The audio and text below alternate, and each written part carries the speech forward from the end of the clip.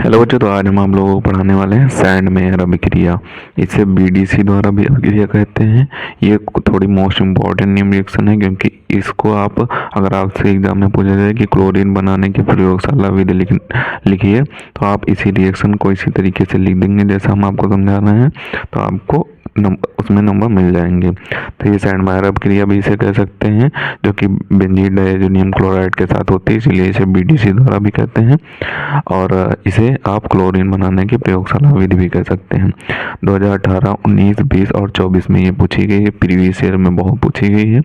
इस साल भी इसके आने के चांसेस हैं, तो इसे देख लेते हैं। सबसे पहले इसकी डिफिनीशन को देखेंगे और उसके बाद रिएक्शन कैसे दी हुई है उसे देखेंगे और उसके बाद एग्जाम्पल देखेंगे, तब ये रिएक्शन खत्म हो जाएगी। और सबसे पहले हम इसके डिफिनीशन को देख लेते हैं। तो डिफिनीशन में दिया हुआ है कि जब ठंडे जलीय खनिज अम्ल में घुली प्राथमिक एमीन को सोडियम नाइट्रेट के साथ अभिकृत करके बेंजीन डाइएजोनियम लवण या हैलाइड बनाते हैं, यानी कि जो जलीय खनिज अम्ल में घुली जो प्राथमिक अमीन होती है यानी कि NH2 होती है, तो उसको सोडियम नाइट्रेट यानी कि NaNO2 के साथ अभिकृत कराया जाएगा, तो हमें बेंजीन डाइएजोनियम हैलाइड या लवण बनकर प्राप्त हो जाएगा।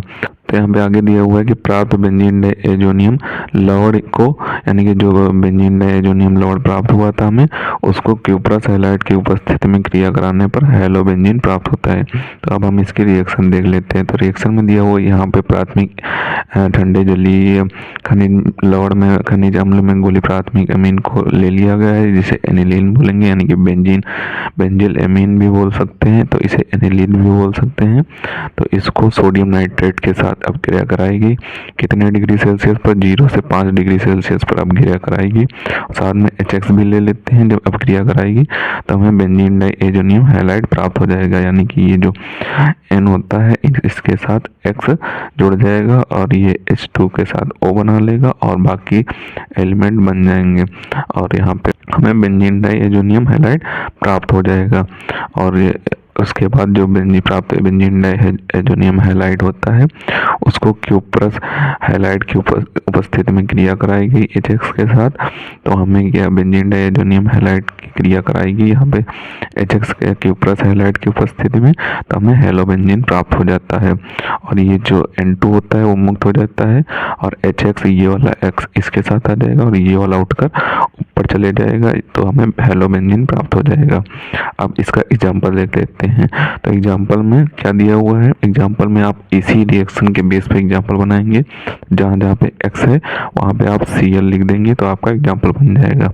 तो बेंजीन डाइएजोनियम हैलाइड जो है आपका, तो वहाँ पे बेंजीन डाइएजोनियम क्लोराइड हो जाएगा और X की जगह पे यहाँ पे Cl हो जाएगा।